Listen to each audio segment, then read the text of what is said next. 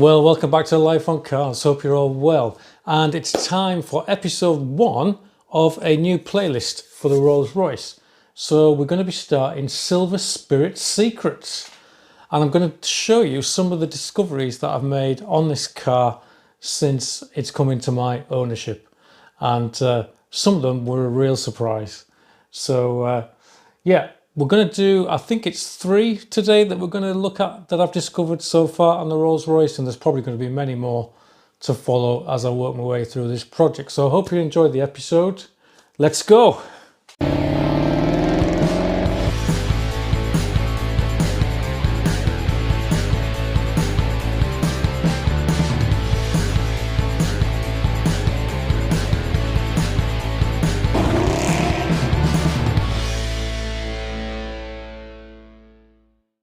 So I started to clean some of the bits of the interior on the car a couple of days ago, starting with the chrome work, because the chrome work had got quite a lot of mould growing on it from the car being stood so long in that car park.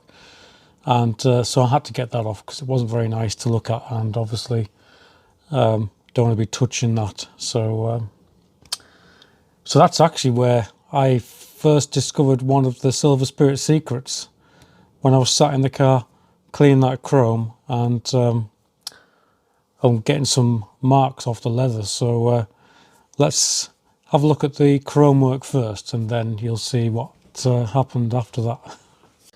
Yeah, so tonight's job is to just go around and get this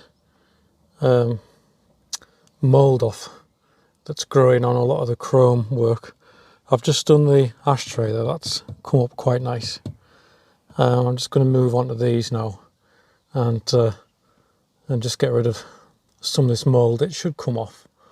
I'll show you the other rear door. So that one's was similar and that one's come up okay.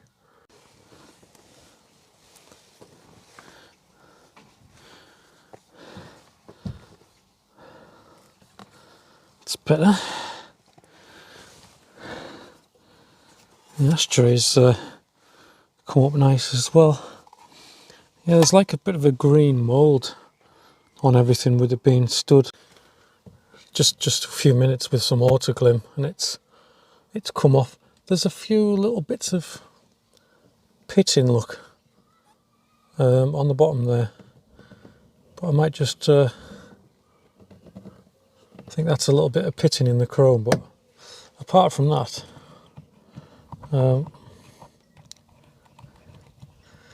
these are looking okay. And I've just been getting a few marks off that I've just see that there where there was a mark, and I've just wiped the mark off with a bit of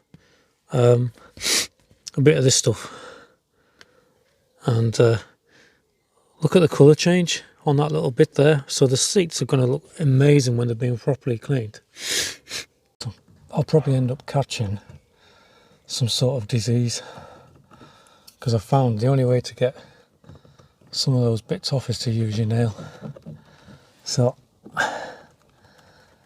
going to have bits of green, whatever they are, underneath my nails, so I'll have to scrub my nails later. Oh God, the things we do for old cars, eh? The things we do for old cars. But it's things like this, I think we've just caught this car in time, you know, because I think if it was being left another year or so, it would have been game over. I think it would have deteriorated to a point where it just wasn't salvageable anymore. You know, the mould would have started eating into the leather, and there'd have been more engine problems, and yeah.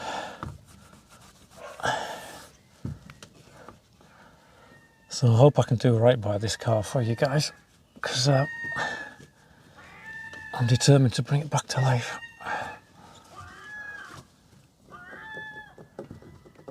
But every little job is quite time consuming. I think I've already been on this handle 20 minutes, but we're nearly there, look. It's Let's come back.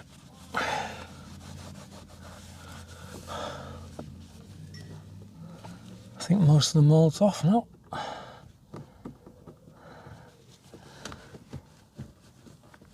Oh yes, that's very satisfying. Very, very satisfying, that, guys. Oh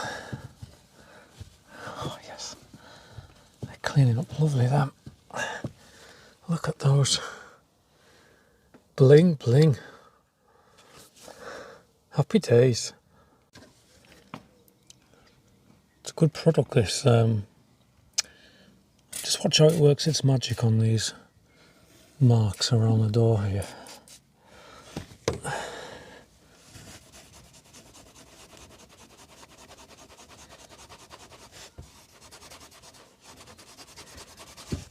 Gone. Gone, gone, gone, gone, gone. Gone. It's just where feet have been catching it on the way out, isn't it? Another one there. Let's see if that one will come off. Yep.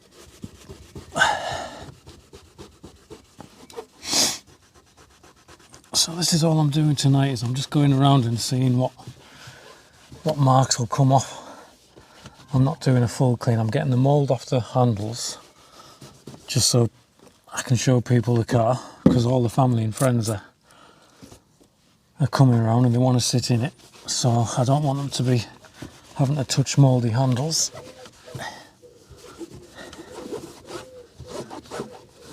So good fun, good fun. So I was sat in the back of this Rolls Royce the other day doing a bit of leather cleaning, just trying a few spots where there was marks and seeing if they would come off. And I noticed something. And what I noticed was these armrests for the front seats, the driver's one here and the passenger side one. There's something different here. I noticed this. The back of a hinge.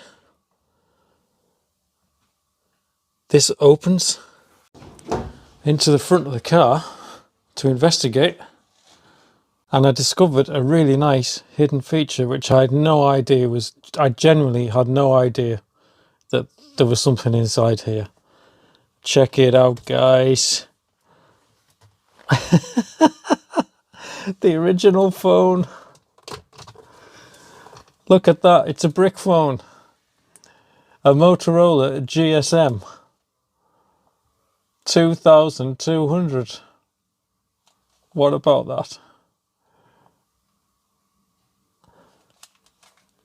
In really nice condition as well. I had no idea that was in there. I mean, I've had the car a few weeks and I was thinking, you know, about the phone. I just thought it was missing. I don't know why. I just presumed the phone would be mounted maybe somewhere, you know, like on the front of here, or I didn't realise there was a compartment for it. And there it is, inside this lovely leather covered armrest. But not only that, it does fire up this, in terms of it's making a beeping noise. So if I put the ignition on, I'll show you. So I've got the ignition on there, and I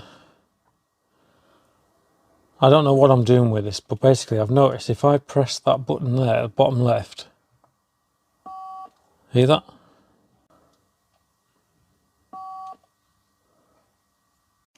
So it makes a beeping noise if you press that. It's not lighting up. I've tried these buttons here. Nothing's happening. But if you press that bottom left one, beep, something's trying to do something. But it's got me thinking now. I think a future project is to see if I can get this going. I mean, it's a digital phone. I think you know how we're on 5G phones now. I believe this is a 2G, what they used to know as known as a 2G. So it's digital, and I think that network still works in England. So it's got to be worth trying to figure out how to get this to work in the future, I think. As a bit of a project, what do you think? But what a cool find, isn't it? What a cool find. I honestly did not know that was in there. So yeah, I'm guessing that we can maybe try and get some sort of SIM for this phone system and get it working, because the aerial's still on the roof. Yeah, I've still got the little aerial. I just unscrewed it because I thought I was going to be putting a cover over, so I just unscrewed that so it wasn't sticking up so high. But yeah, that just comes off, and then I just put a little rubber bung over there for now. So yeah, let me know if you think I can get that phone to work. The second hidden feature I wanted to show you, I was in here a couple of days ago because I was fitting I fitted a C-Tech Comfort adapter to the battery, and while I was in here I noticed this dirty piece of tape here. I've left it on to show you because I'm going to take it off now. So there's a service plate under there. Does anybody know what that's for? Because it's got no numbers on it. It just says service plate. But it's a nice thing, isn't it? That's been hidden under that piece of tape since it was a car, I guess. Let me know if you know what that's for. Well, the last Silver Spirit secret is in the glove box. So I was in here the other day, started to check on some of the fuses for some of the electrical problems, which you'll see in another video.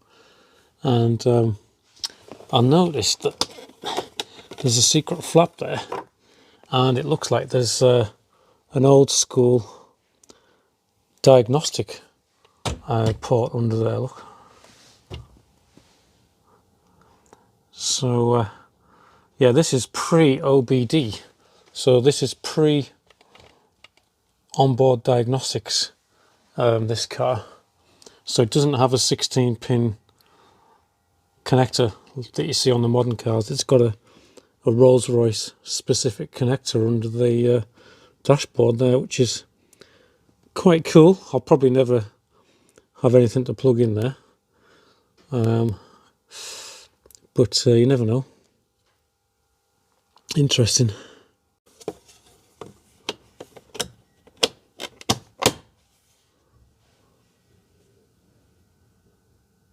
The other reason I was in this glove box, I was wondering why this was engineered with such a tight catch. It's actually quite a primitive style release mechanism. So I don't know whether this is whether a lot of Rolls Royce owners know this, but what I've found is the best way to close the glove box: bring it up, press the button, and it closes nicely.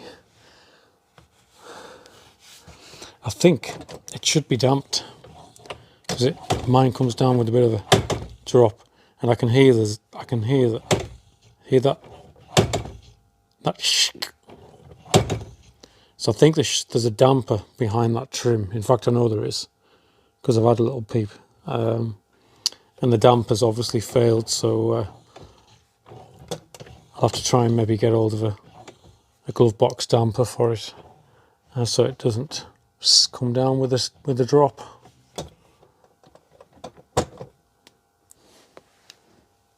But isn't she lovely in here? She's beautiful, absolutely beautiful. And the chrome works lovely and all mold free now. Happy days. Well, there we go then. I hope you enjoyed that episode 1 of the Silver Spirit secrets on this lovely Rolls Royce. And if you did, don't forget to give me a like and subscribe. That would be fantastic. If you're new to the channel, take a look around the playlist. There's a few episodes on the Rolls Royce and how it ended up in my garage for you to watch. And if you're new to Life on Cars, don't forget to subscribe as well. That would be absolutely fantastic if you can do that for me, because it really helps to promote the channel, build the channel, and sustain what I'm doing here on Life on Cars. So in the meantime, stay safe, stay well, drive carefully, and I'll see you next time with something else on Life on Cars. Bye bye now. Bye bye.